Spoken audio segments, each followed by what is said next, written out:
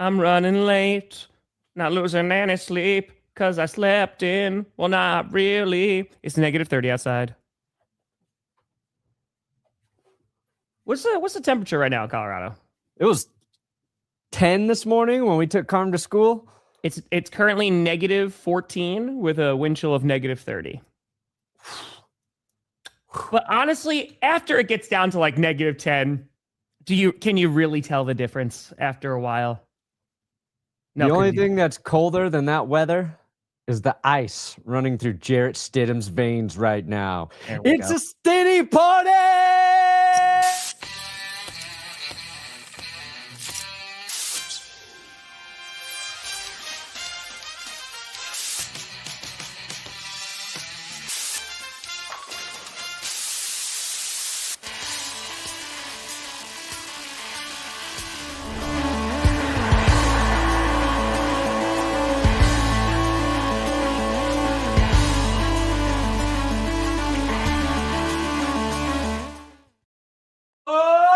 Baby, Devontae, we here. We steer you in the right direction. Welcome to another edition of the Grossi Perna Show. I'm Tom Grossi. That's Bryant Perna, and this is Jake.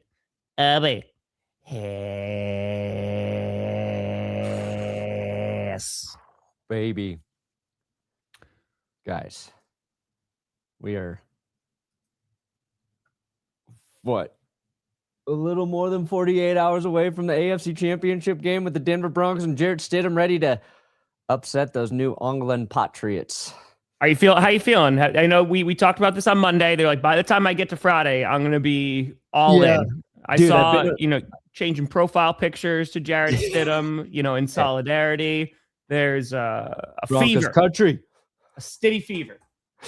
Yeah, I've been working on finishing editing the Jarrett Stidham video all morning, so I am peak excitement, ready to run through a wall. I'm probably too optimistic right now, Tom. If I'm being very honest. Yeah. For the situation, for the knowing I was going to try and convince myself Stiddy can come in and upset New England, to the point where I'm at now is I'm going to be upset if he doesn't. I've already determined he's got the goods. That's fair. Based on a start from 3 years ago, he's got the goods. All right, so let me ask you a question, right? Obviously, the Broncos win. There's excitement because, oh, God, we're going to the Super Bowl. Yes, right? Yes, you know it's without Bo Nix, which definitely does temper some expectations, right? Mm-hmm. If you're on the other end of it, in which the Patriots win, right? Because Patriots will likely be favored for Sunday. They are. There you go. 5.5 point favorites. They're currently the biggest favorite for a road team going into the championship game, I believe. Makes sense. You don't have your starting quarterback, right? Yeah. So would you rather it be a blowout? Like it's just like they just pull away and they just beat you? Or if it's a close game that you wind up losing, is it going to be like, oh, God, if we had Bo Nix, we would have won this game? That kind of loss will hurt a little more in the moment, but I'll take a close game. That's fair. And I think it's not even just validation for Bo Nix, but for this entire Broncos team, that the reason the Broncos are in this game is not singularly because of Bo Nix. It's because this team has showed up, and any given week, it's been a different player. It's been a different side of the ball. It's been a different reason they've won games. Second half of the season, I think we really watched Bo Nix get to where we thought he was going to be. I thought he covered up a lot of deficiencies well for the offense at times, specifically the run game after Dobbins went down. But even that in the run game, and that's not even a critique on Jaleel McLaughlin or RJ Harvey, because you saw against Buffalo, you get RJ Harvey in space, you just got to give that man a little bit of room. Sure. And he breaks his first tackle almost every time and turns nothing into something. He just has a little bit of an issue running between the tackles, but I think it's more vindication for the team belonging where they're at, and as long as they keep this game close, I can live with the results. And if they get the win, then God save us all. Yeah. That's her. Perna got a fitty. Ooh. Yeah, this is nice because I like that. The Chargers got Mike McDaniel. Makes me a little bit scared of what that offense is going to do in the AFC West against the Broncos. Sure. But then they lose Jesse Minter. So fuck your defense, LA. Bye-bye. But, I mean, there's still a ton of talent on that defense. Don't get me wrong. But he did a tremendous job coaching the Chargers defense this year. We talked a lot about how I didn't even want to see that team in the playoffs because of what they did. And the Ravens, Minter is coming. I didn't even know the Ravens had a social media team, and now I'm aware. Minter, I really like this fit because it's also Ravens fans have been regretting ever since Mike McDonald left to go to the Seattle Seahawks, and especially what he's been able to turn that team into. He's one of the Coaching of the Year finalists. And on top of that, you know, their defense is really damn good in Seattle. And, you know, with Zach Orr, it's kind of like, but here I like Minter, get that defensive identity. You know, that's kind of what the Ravens are usually built upon. And I think Minter is going to do a good job. We'll see. Yeah. It's about who comes in, and you get a guy like Minter, then it's all about who they bring in for their OC, right? I think the funniest part of this, dude, is that the Cleveland Browns just have guy after guy declining to interview with them again. Because Minter turned down the second interview with the Browns, and then he took this job. Mike McDaniel turned down the second interview with the Browns, and then the Chargers news broke. But Mike McDaniel's interviewing with the Buffalo Bills for their head coaching spot today as well. So, because it's in that scenario, so Brian Flores, he signed a contract extension with the Minnesota Vikings to stay on as their DC, but he could leave if he gets a head coaching gig, but I don't know if he's going to get a head coaching gig, especially now, unless he like winds up going to Cleveland or something like that. But is he the tough love Deshaun Watson finally needs? Brian Flores might kill him. Like he might. Go Chargers, go. Oh. If the Browns managed to get Brian Flores, that would be a huge win for them. But they feel like a team that nobody really wants to coach right now. And that sucks for Browns fans. Yeah, I mean, well, life has sucked for Browns fans. I mean, they're just getting constantly punched in the face by their franchise. So that stuff. Yeah, Per and I were just talking about this. So this is one of the benefits of staying up until 2:00 in the morning almost every night. So randomly at 1:30 Central Time, I got 12,000 subscribers that put me over 1 million. And I was like, well, this is not right. This is weird. Cause right before I went to bed, I was just under 991. And an hour later, that was not the case. And so I was like, did I just get botted? I'm emailing YouTube and I'm just like, here are screenshots. The things don't line up. And then I watched my channel free fall and lose 12,000 subscribers. And I was like, well, now I hope it doesn't go under where I was. And it didn't, thankfully. So it was super fun at 2:00 in the morning. The good news is I think it was just a glitch and we're all back to normal. And we're 9,000 subscribers away from 1 million. That is sick. You're going to get there at the perfect moment. Where that? Oh, dude, it was the most deflating thing ever. I saw the 1M next to my name and I was just like, oh, cool. I didn't even get to celebrate this. And I think it's bots and this sucks. And thankfully it got resolved. So, but yeah, it was good. Oh, the thing I was working for a decade plus, just fine. It's fine. We're not used to seeing Perna this happy. But yeah, we'll see the Mike McDaniel. It'd be very interesting. He goes to Buffalo. I don't know if he's going to get that head coaching gig. Yeah, I don't know who the hell Buffalo's even going to hire at this point. Yeah. Feels like it's going to be Brian Dable. Yeah. It feels like that. Because again, you and I mentioned this on Wednesday. He knows the crazy. Yeah. Right? You know what you're getting into, and you're just like, okay. Yeah. And I don't even know if it's so much crazy as Terry Pagula, more of just a kind of a clueless owner, I would say. Doesn't seem like an evil owner, or a malicious owner, just kind of clueless. And it's like he's getting manipulated maybe a little bit by Brandon Beane, and he feels loyal to Beane, but that wasn't a catch. Huh? That wasn't a catch. Sorry, I just wanted to. If you're Josh Allen, yeah, I want Terry Pegula to go into like ER waiting rooms and just go up to families, while they're just like thinking about their loved ones who are getting treatment, and just yell at them, be like, that wasn't a catch. Yeah. And just like go from family to family. Because I think that would console them. I feel for Bills fans. Then he had Brandon Cooks going on the NFL Network yesterday, also saying he thought he caught it, lying to our fucking faces. One of my biggest points was like, look at Brandon Cooks after this play. He's just on the ground, disappointed. That's not a man who thought he just caught the ball. Yeah. And then we have there was a T. Higgins play where he got picked in a similar fashion, and then a Baker Mayfield throw to McMillan that was picked in a similar fashion, all ruled interceptions. So I'm glad the receipts of this being ruled as an interception are coming out, because it's at this point, it's just, now it's annoying. It's getting annoying.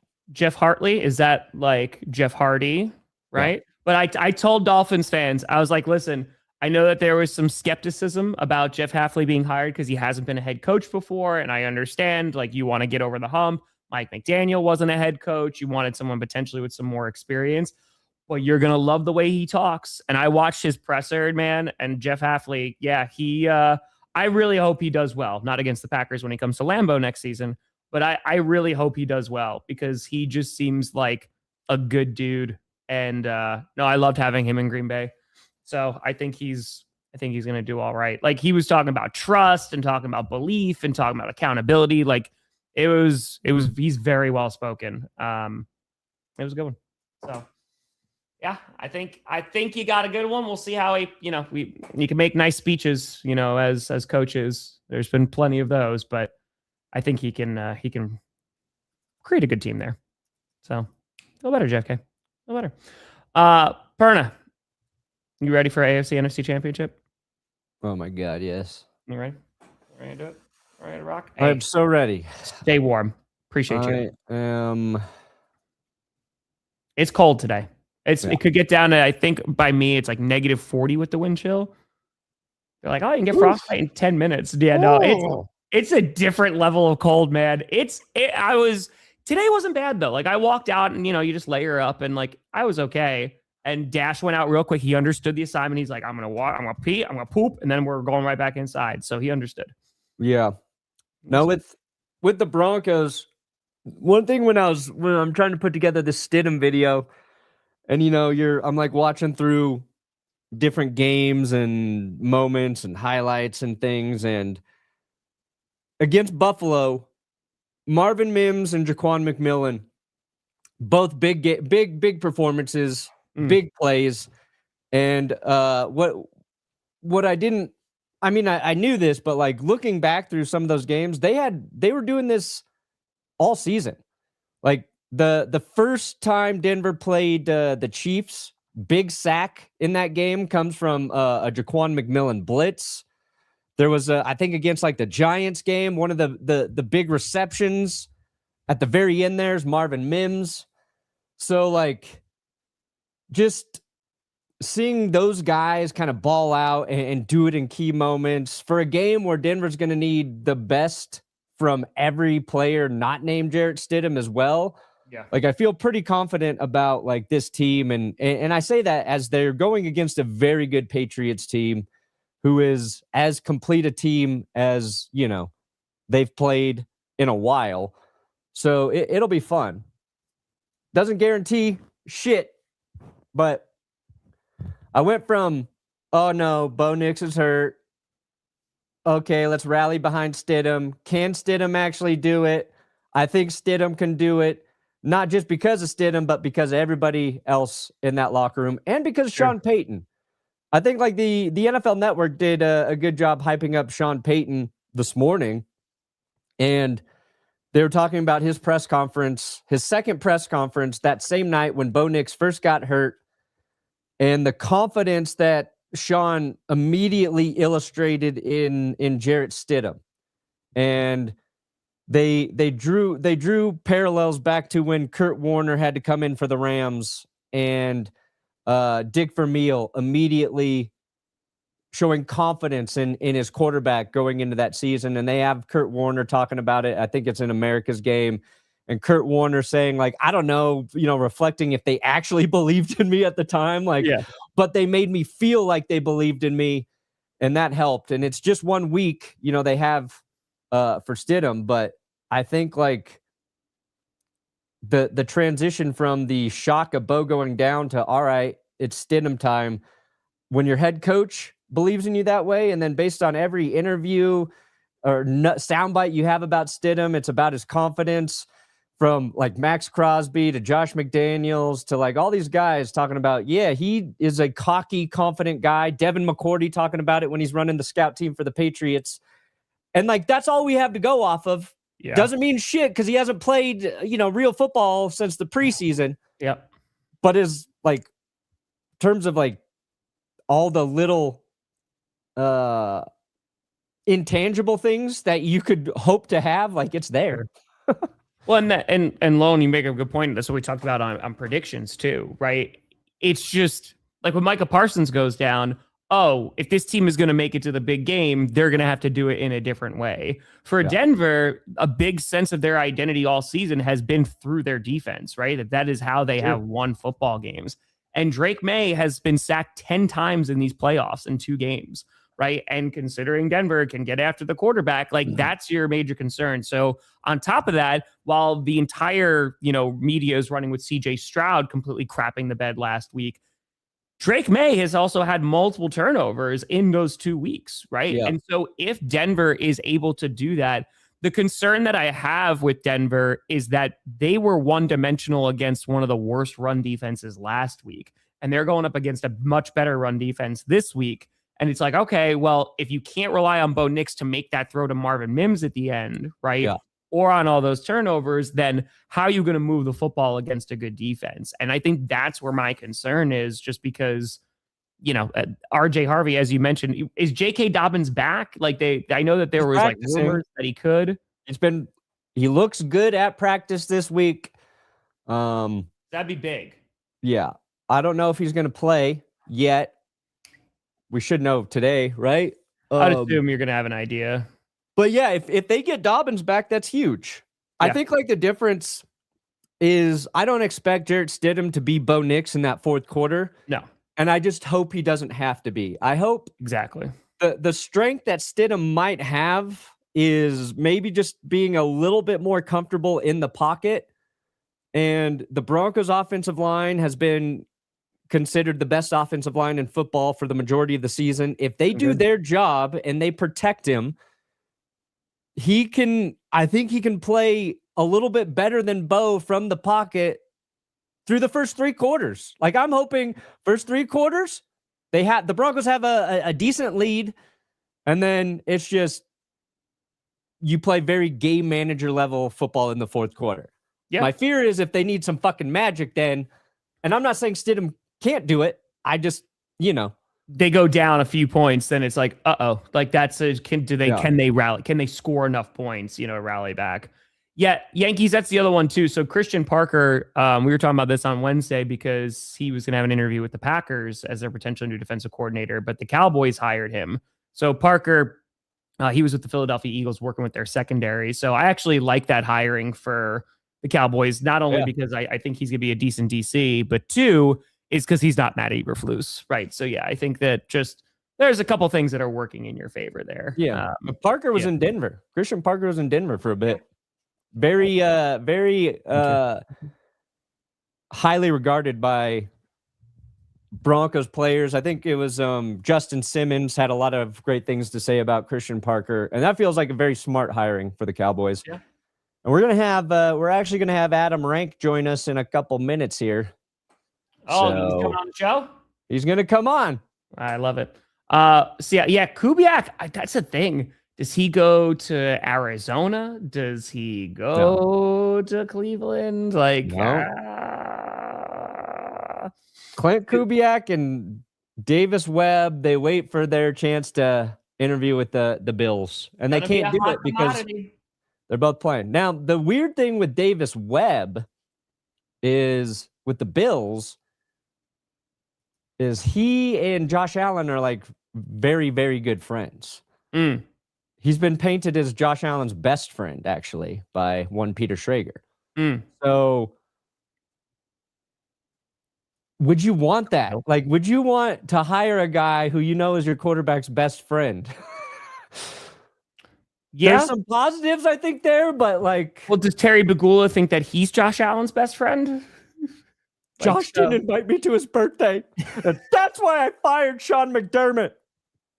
That's it. Hey, Bill. Stiddy City. Bill Hart. Stiddy City. Stiddy City. I need a Stidham clip. No, I got Pero Bo Nix es especial con great play. Just imagine he's saying Stiddy. With just some of the different competition. I'm combining words now. The Stiddy. Stiddy. Real quick, I do want to talk about this. Sorry, I had this pull up while before we jump into this. This finally got released, right? So MVP. Not a few shockers there, but Trevor Lawrence, getting an MVP nod for how he played near the end of the season. Like it. Drake Maye, Matthew Stafford, all makes sense. Threw Allen up there again. CMC, I'm glad he's getting that nod because he had a phenomenal season. Defensive player of the year. I mean, this is Myles Garrett, right? I mean, Bonito's been fantastic. Will Anderson's been so good. Parsons, Hutch, whatever. But I think this is Myles Garrett, right? Yeah. I like how these are presented by Invisalign. Yeah, dude. Presented by TCL. Hellscape. We have to make sure they're all sponsored. We gotta. You know what? I was looking at the NFL MVP finalists, and that's the moment I decided to get Invisalign, Tom. That's it. That's what put me over the edge. I'm switching from Apple to Microsoft Copilot right after seeing Offensive Player of the Year. It's true. I get the $1 million on Sunday, but you have to see Perna cry when the Broncos lose. Do you take that offer? Sure. Perna's watched me cry plenty of times. Yeah, why the fuck would Tom care about me crying? Yeah, it's just... Is Perna okay? I don't know. I'll talk to him on Monday. Yeah. Packers lose. Did you check in on Tom? No, I'll talk to him on Monday. Guillermo, the real question is, my man, are you going to cry if the Broncos win? Or are you rooting against Josh McDaniels? Your former tormentor. Yeah, I don't. If the Broncos win, I'm not gonna cry. I just want to see a good football game. I have no dog in this fight whatsoever. It's kind of like, all right, woof. See good football. Let's see the best Super Bowl matchup. K-Chan with a fitty. Woof. Okay. That has happened to me before. When you hide shortcuts on your desktop and you can't find, that is blends in with the background. That's how you know, because then you just get really frustrated and you're like, where the hell is it? It's supposed to be a good day. Offensive Player of the Year presented by Microsoft Copilot.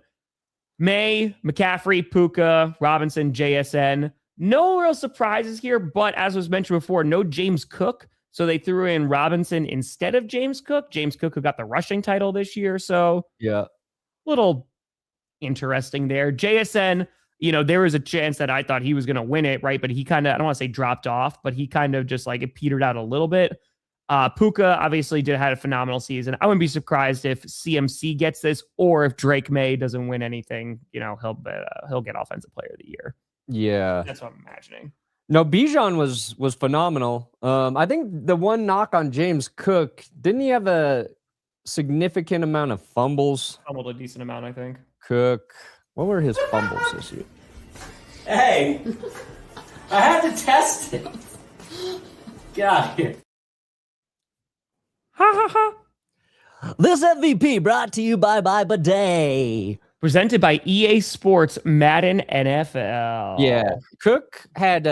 James Cook had 6 fumbles. So, that's a little high.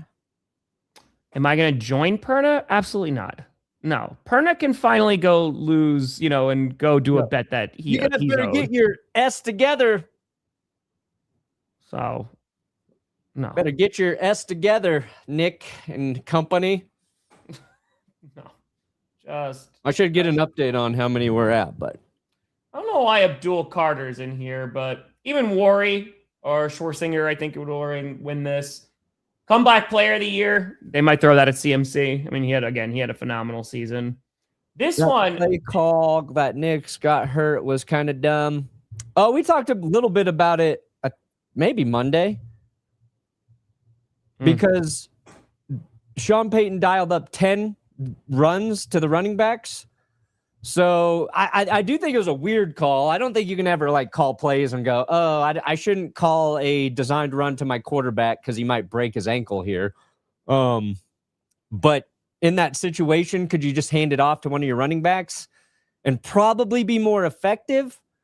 Yes. Now, Jaleel McLaughlin fumbled the week before, right? Was it? Or no, he fumbled in that Bills game earlier in that game, right? Is that the Bills game? Jaleel McLaughlin fumbled in the Reds. Yeah, because who was offsides? yes, because the Bills were offsides. So, Yeah.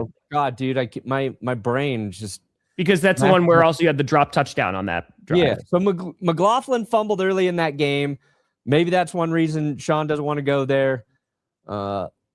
So yeah, I think the bigger concern, and this is like what I've learned just by listening to the local sports talk here in Denver. This is the third time Bo Nix has broken his ankle. Yeah. I think second time for the same ankle, but technically, I believe he's broken his ankles 3 times now. I believe he had an ankle surgery last offseason. So that's a little bit of a concern.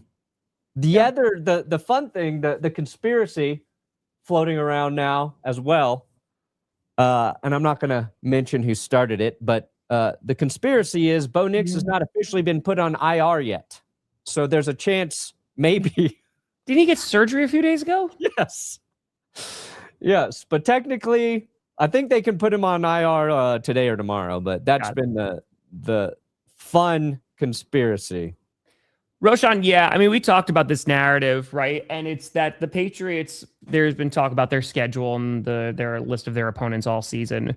But I understand, again, just losing Bo Nix, it makes it less fun for everybody. It makes it less fun for the Broncos. If the Patriots wind up winning, then they're going to still hear the tired excuse of like, well, you beat Jarrett Stidham in the AFC Championship. But they have gone up against like some of the best defenses in the NFL, and then if they wind up going against Seattle in the Super Bowl, then and they wind up winning, then I think that's going to shut a lot of people up. But dude, yeah, no, the Seahawks would have a revenge Super Bowl against the Patriots.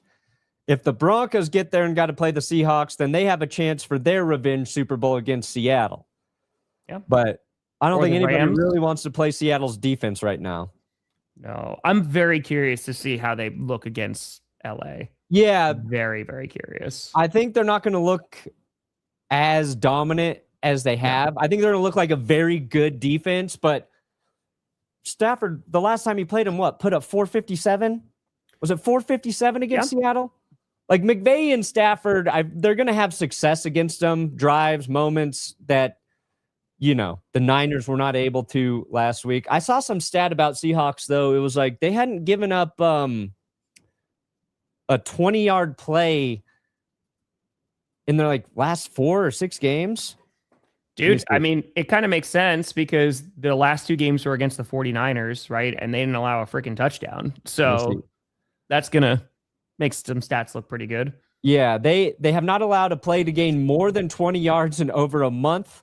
They're the only team since the year 2000 to not allow a play of more than 20 yards in 3 straight games, including the playoffs. That's from Doug Clawson on X. Dude, you have to go back to week 15, right? And we've been talking about their run game too. So week 15, when they went up against the Colts, they had that rough game where Philip Rivers was like, oh my God, is Philip Rivers going to beat them? They had 50 rushing yards. Since then, 171, 163, 180, and 175. So you want to talk about that balanced attack. I mean, they've looked really damn good this last month. And the week 16 game, of course, was against the Rams. They go into overtime. They wind up overcoming that 16-point deficit. And it just feels like this squad, if they can play that kind of football where you're talking about Jarrett Stidham not having to be put in a situation where he's going to have to go and play hero ball, right? Yeah. If they could do that with Sam Darnold, and just be like, here you go, man. Like, just hand that freaking ball off. And I know Zach Charbonnet is out now because of his ACL. But you just hand that ball off to Kenneth Walker, who had 3 touchdowns last week.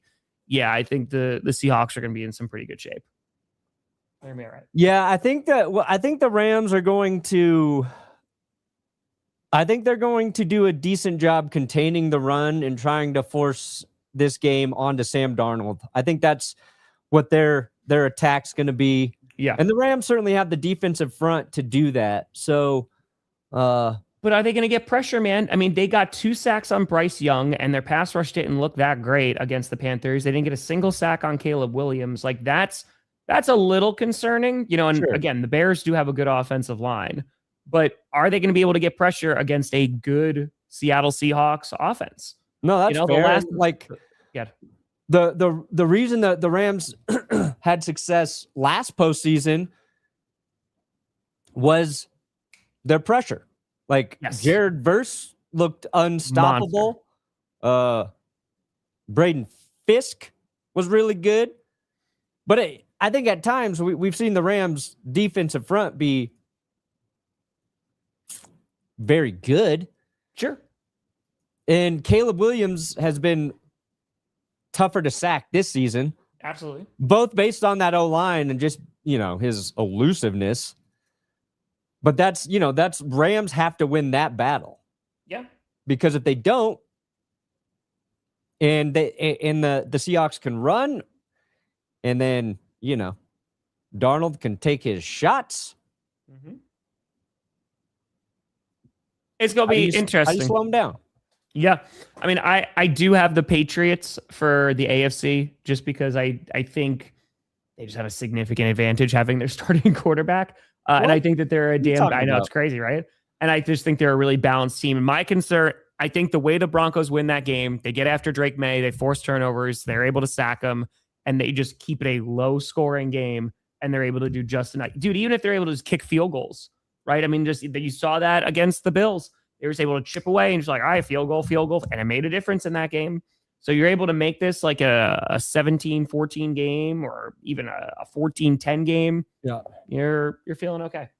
You're doing all right. Yeah, it's tough. So you're taking the Patriots is what you're saying. I am taking the Patriots, yeah. Cool. Remember when you picked the Bears over the Packers? No, I wanted you to take the Patriots because you keep picking against the Broncos and it keeps working in our favor. So remember when you picked the Bears over the Packers? And I was correct. Mm-hmm. I might be correct too. You were wrong last week. I was wrong last week. I've gone 500 both weekends. I went 3-3, then I went 2-2, and I was like, if we go 1-1, we go 1-1. I am curious though because of what you think about this Rams Seahawks game because I think again it's the best version of the NFC Championship that we could have gotten. Like I really wanted to see round 3 between these teams. I just wanted to see that divisional rival. It just the Rams, man. On paper, I think they just look better than what they've been playing like. And they haven't been playing awful football at all. Like, it's just been competitive. But I don't know. They don't look like world beaters. Like, you mentioned their defense. Last year, right, they destroy Sam Darnold and the Vikings in the wild card. They just constantly get after him. But they were also able to get pressure after Jalen Hurts, who was behind a better offensive line last year. Like, and they almost won that game. It was a really close game. And here they just look like I don't want to say a lesser version, but they don't scare me as much. And this is coming from someone who hyped up the Rams in the offseason. They're obviously in the NFC Championship. I think they are a very good team. And I don't think that the weather and all that, whatever stuff we were talking about last week is going to impact this team like it did last week because it was a 10-10 game for a good chunk of it. I think they're going to be able to move the ball more effectively, but now they're just going up against a better defense. I mean, that's fair. And the run defense in the postseason has been not as good as it was in the regular season, I believe. What was I'm trying to find their average. Where were they at? They're at 110 in the regular season. It's been 121 in the postseason so far. The Seahawks, of course, have had a very stout run defense. It was right there with the Broncos as the second best. And I think that's we haven't talked much about Kyron Williams or Blake Corum at all for the Rams really in the postseason. I think those guys have to have big games. By the way, I just like if the Rams play, I say to their potential on defense and special teams. Seahawks play well on defense, special teams there. I think like this game, it gets tough because I would just pick Matthew Stafford over Sam Darnold. If I had to bet on a guy, I'm going to bet on Matthew Stafford over Sam Darnold. Specifically, if the game is tied late and each guy gets a shot with the drive, I think Stafford's going to have more success there. And it's coming off a week where he was in that situation and he had just one of the most ridiculous throws to Devontae Adams, as you'll see. Devontae, an amazing catch in that situation. Had the one to Parkinson the week before. Yeah, so like that's what it really like. The advantage is Stafford over Darnold, but you're right. It feels like every other advantage goes to Seattle, and that's when it just becomes so hard to say. Yeah, I think this team will definitely win because of this. But I think it's going to be a great game. I do think it's going to be a good game. By the way, Phillip Rivers is interviewing for the head coaching position of the Buffalo Bills. No, is that real? If the Bills hire Phillip Rivers as their head coach, I don't know if things get better, Brandon. I think that might be peak NFL. Dude, Phillip Rivers and Josh Allen. If Josh Allen is the man who gets Phillip Rivers a Super Bowl ring, Purdy, you got a fitty. Oh. Okay. Thank you for the fitty, Shaggy. No errands to run, so I can watch the whole game this time. We believe in Stiddy to crush the dark side. It's over. He has the mile high ground. True. Here you go. He's interviewing for the Bills head coaching job. Phillip Rivers' last career playoff game came as a member of the Colts against the Buffalo Bills during the 2020 COVID season. That game turned out to be Josh Allen's first ever playoff win and Phillip Rivers' final playoff appearance. Now Rivers is interviewing to be Allen's head coach. Wow. I don't think that'd be the worst hire, honestly. I'm just going to play. I don't even know if it's devil's advocate. I don't know. His first game. Let's take a look. Game. Let's take a look. Yeah, the guy took a cheap shot and hit him in the balls. Game. Let's take a look. That's just the 49ers all season. Yeah. You know, maybe a guy without the head coaching experience. You know, I feel like if you want to get over the hump tomorrow, I don't know if Phillip Rivers is the best NFL head coaching experience, right? Because he has other coaching experience. I don't know. But he's got. I don't know about that one. He's got quarterbacking experience. He does. Yeah. I mean, it would be the funniest outcome. I would be a million times more interested in the Bills because of that coaching hire. That's a man who commuted from San Diego to Los Angeles. He knows patience. He watched film in his car ride there. He had a special car with his game film. He watched through tape going. I think in terms of knowing how to prepare an offense, how to communicate with your quarterback, in terms of energy and personality, like with Phillip Rivers, your questions are about the things we don't see a head coach do, right? It's like, how is he managing the team? How's he interviewing, communicating with his coordinators, his defensive coordinator? How's he going to navigate the complexities that come up through the course of a football season, injuries, a weird a player gets in trouble for some weird shit, right? You got the press. Like, how's he going to handle all of those things as a head coach? You know, he can handle those things like as a quarterback and a guy, as a player. You'd kind of like to see Rivers get an offensive coordinating job for a year or two. I'll agree with you on that. I would think so, yeah. But I think if you're going to think outside the box, if you're going to take away the sting of losing McDermott, and not because you believe Rivers is going to come in and be the savior, but like, this is a sideshow, and let's not just get our popcorn. Let's get some M&Ms.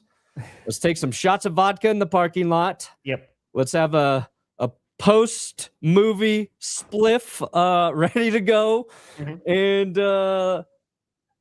let's get fucking high and watch. I mean, listen, it would be entertaining. Don't get me wrong. It's just, yeah. I mean, is Terry Pegula going to be on every single interview? And the first question is going to be, was it a catch? And if they say no, then he's like, all right. Rivers will tell you it wasn't. He won't lie. He might not get the job then. He might not. Tough. But yeah, I don't know, man. That'd be interesting. You'd want it. That's it. He's like, that's the only question I have. You'll be was it a catch in your eyes? Appreciate you. Yeah. So who do you have for Rams Seahawks? I'm going to take the Rams for the upset. Ooh! I believe in Matthew Stafford, and that's why I also believe in Oz the Mentalist. He did predict a Broncos-Rams Super Bowl, and we are 2 games away from seeing that happen. And that was like week 10 when he was doing his... Why does every team think they need to bring in Oz the Mentalist to like entertain? And I know he's good. He's very good at what he does. But he's like seen every fucking team this year. And now our 20-minute segment with Oz the Mentalist from Wednesday. Yeah. I just hope he's right. I hope Oz is right. May will get more opportunities than Stafford for the MVP votes. Yeah, no, I think Stafford is going to wind up getting it. I think for a number of reasons, but him also being a veteran, I think is going to be a big one because, May will have more opportunities in the future. That's going to be the thought process. Yeah. Adam Rank's supposed to come on, but I don't know if he is now. Yeah. I Just like Caleb Williams in overtime, he didn't show up. This morning he said he was going to come on. We'll see if he comes. Yeah. You're running out of time, Rank. It happens. Running out of time. It happens. If I wind up going to San Fran, I'll see him out there. I can see the Rams upsetting, man. I mean, they were beating the Seahawks the last time that they played. I feel like since then, the Seahawks have just been in an upward trajectory where the Rams, like, because after that was the Falcons game that didn't go well. They were able to knock off the Cardinals, which was, a good game, but it's the Cardinals. And then, they've just been in 2 really close playoff games. But I also, the quality of the opponent, right? Like the 49ers, yes, they were able to beat the Eagles. They deserve a ton of credit. But, losing George Kittle, I didn't think that was going to be a particular, like that was the game. I was like, all right, if there's going to be a blowout next weekend, it's going to be that, or last weekend, it was going to be that one.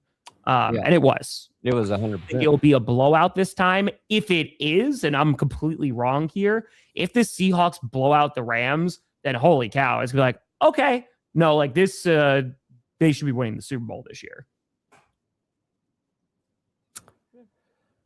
Yeah, it's going to be fun.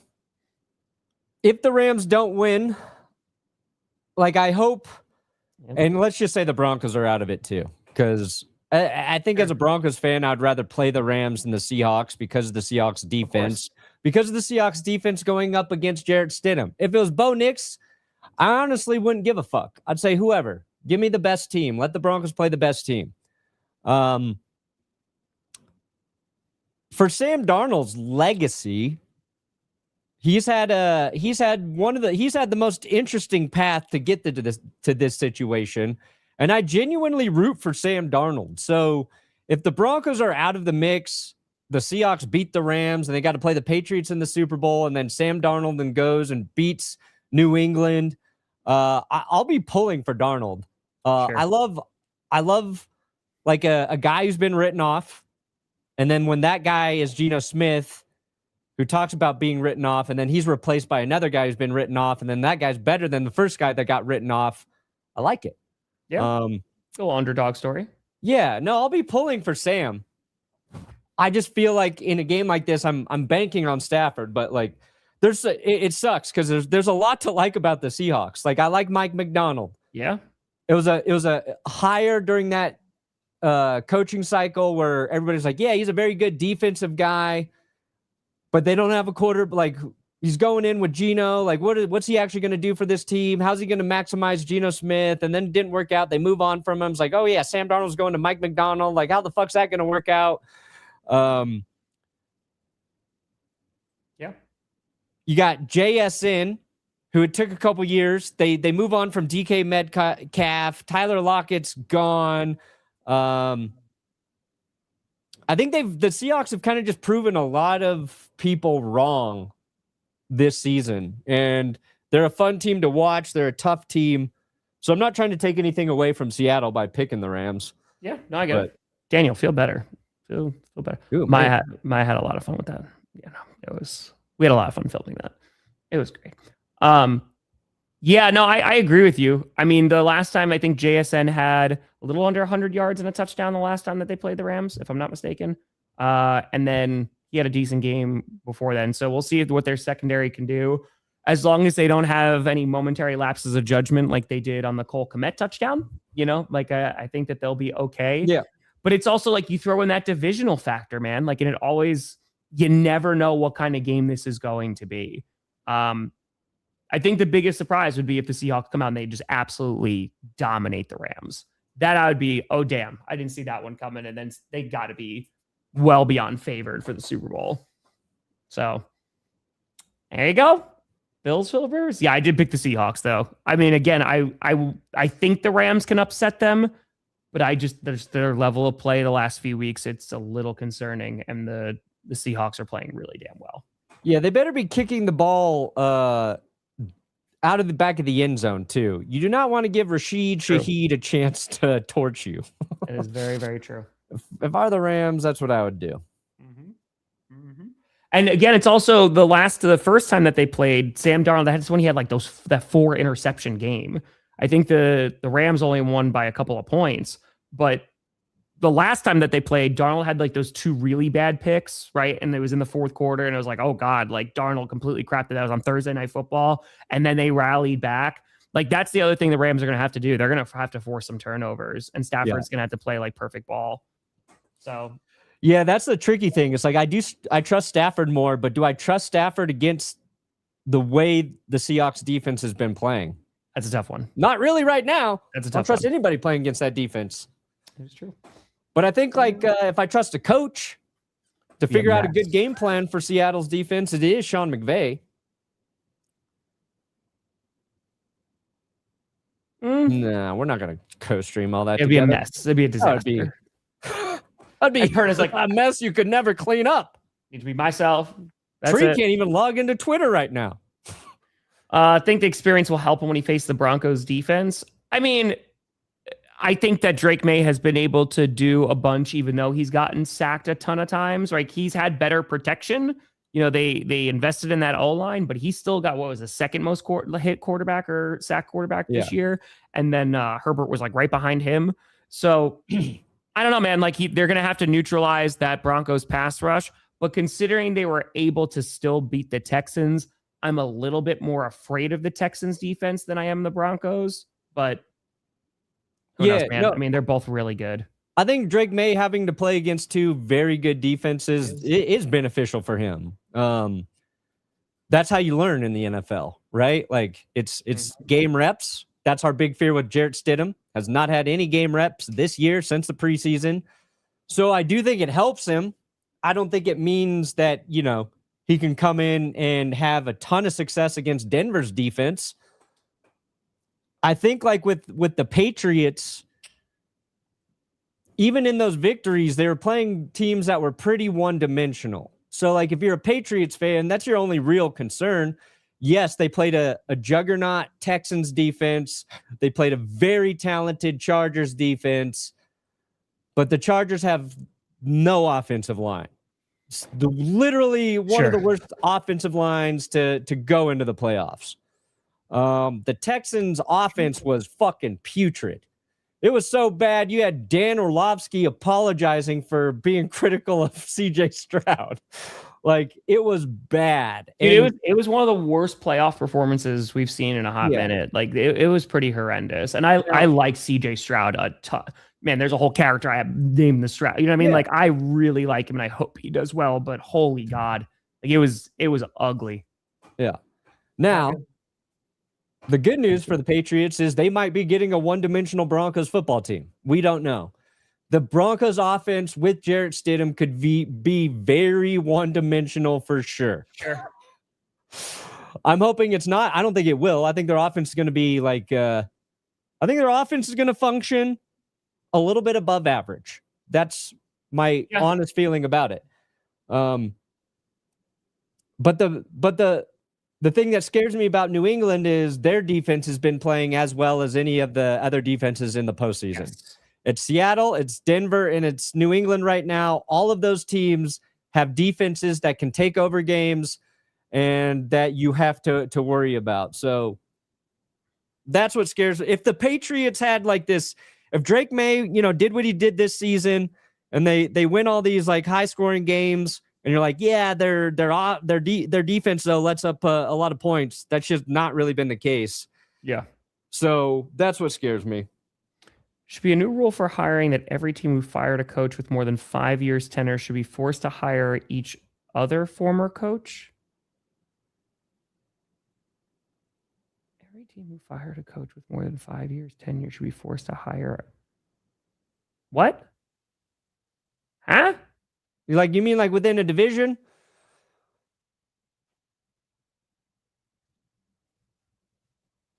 So Harbaugh would have had to go to the Steelers. Tomlin would have had to go to the Ravens. Is that what you're saying? Yeah, that's what I think. I think. I mean, you kind of wrote that question like Yoda. Kind of. Harbaugh got a job immediately. I mean, it just makes you more attractive. Like Tomlin, if he decides to go coach next year, like he's going to be one of the hottest coaches during that coaching cycle just because he has that veteran leadership, right? And it's kind of like, okay, yeah, like you need to turn some things around. Why not? I saw that. Was he murdered or he he died in LA? I literally saw that right before we went live. That's pretty nuts. I think he's a former Raiders player on defense. Oh, wow. Yeah, Kevin Johnson right before murdered while living in a homeless encampment in LA. Well, that's pretty horrible. Yeah. Pretty terrible. Terrible. Yeah, it's pretty horrible. So they would be. Guys, can we not bring down the spirits here? We're talking about Philip Rivers and be like, murdered. Terrible news, please. I didn't even know it was there. I just saw that he died. Yeah, that's horrible. That's pretty terrible. Well, of course, pretty bad. Did you see the Kevin Johnson news? Looks up the Kevin Johnson news. It's basically the worst news you can read. Now you saw the Kevin Johnson news. Yeah. Now you have. Yeah. Now I know. Hey, listen, if we see, AP Coach of the Year sponsored by whatever, and then you see assistant coach and it's just all Philip Rivers kids. I mean, nice. Come on now. John Elway will be the honorary captain for the Broncos. There you go. On Sunday. Yes, he's a hoe. I want that known. Thinking, what a time. What a time. I guess Adam Rank's not coming. I guess not. Okay. It's fair. I bet he'll be here next week. He might show up like literally during this next hour and be like, sorry. Yeah. I mean, I did accidentally give him the wrong time, but I gave him the correct time twice. So one incorrect time, two correct times. Might be my fault. Well, yeah, we'll see. We'll see. Curly Lambeau as a coach. Love Curly Lambeau, but as a coach, we'll see. That he's just upset about the Bears. Are you kidding me? Adam Rank would love to come on the show just to be like, "Hey, remember when they beat the Packers? Yeah, remember that?" And he lone wolfed the Broncos a few times for us. So he'll come next week. Yeah, because he said, "Hey, we should talk. I want to get on the show and talk." I said, "Yeah, come on, Adam. Let's do it." That's true, Perry. That is very. This is the second time though we're supposed to have a guest, and then it didn't happen. Oh, it's Drew Lynch the last time. Then we got Drew a week later. He was sleeping because he was flying back from like Japan or something. Why are we been talking about this? No, I think the Giants, even if they didn't hire Harbaugh, I like them just getting healthier. No, I think if they wind up crushing it in the draft, I think the Giants could be competitive. Yeah. I think so. Oh, there was a pick say he'll break Brett Favre's record for total career pick sixes. Oh, look at that. Okay. So Ty Domofsky said this today, and I've been wanting to do a video about the Packers defensive coordinator. Demovsky went on the radio today, and he's like, they are not going to make a decision. They're bringing in Al Harris, right, former Green Bay Packer, want the ball, and we're going to score against the Seahawks. But they're not doing anything until they can talk to Jim Leonard. And so obviously they can't talk to Jim Leonard because they're playing in the AFC Championship game. So if the Broncos wind up losing this weekend, maybe they go and have a conversation with Leonard. But I think Leonard right now, because Parker, I wouldn't have minded, but right now I think Leonard is probably my top pick. So that'd be really cool. I would enjoy that. So we'll see. Perna, what do you got coming out today, buddy? We'll see. Got a little Jarrett Stidham video. Should be up very soon. Very soon. Would you blame Josh Allen if he requested a trade? Would I blame him? No. Do I think it's going to happen? Also, no. No, I think Josh is too loyal to his teammates in Buffalo and to the fan base in Buffalo. Do I think there might be a question of whether or not he signs another extension with the Bills? Yes, I do. But he's actively involved in this coaching search, which is weird. Yeah. You don't see quarterbacks getting to be a part of the coaching search. Now, as an owner and GM, yeah, maybe you want your quarterback's feedback on these things, but see, Canes, I don't know about killed his NFL career. I think that his level of play just significantly dropped off. I mean, like when he came back from his injury, when he had I think it was his thumb injury, they got shut out by the Packers. And he did not have a good rest of that season. Then they traded him to the Broncos. I think the Seahawks just saw the writing on the wall and were like, okay, the level of plays declined and we can go get a haul for this guy. So I think I don't know about mismanaged. I think it's just, we've seen Russell Wilson play good in moments, right? Of like, oh man, still has that deep ball, what happened? But overall, just putting it together, I mean, he's just dropped off. Russ can't play the game of football consistently from the pocket. And when you're a quarterback who gets past the age of 32, if you want longevity past that age, you've got to be able to win from the pocket. Yeah. And I think Russ just never was able to fully process and analyze a defense the way you need.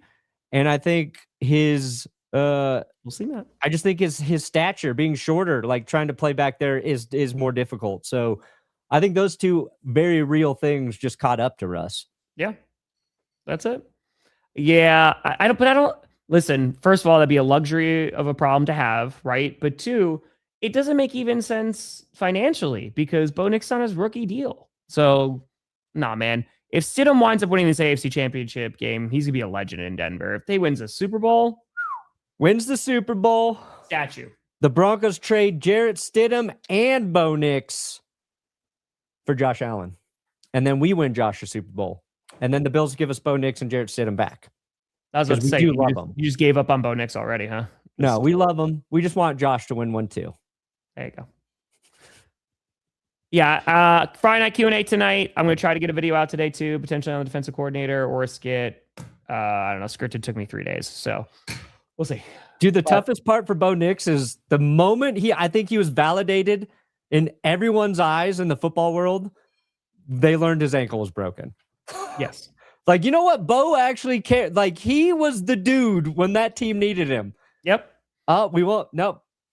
Now we don't get to find out. Now I don't know. But folks, appreciate the hell out of you. I'll see you later tonight. But thank you so much for watching. I'm Tom Grossi.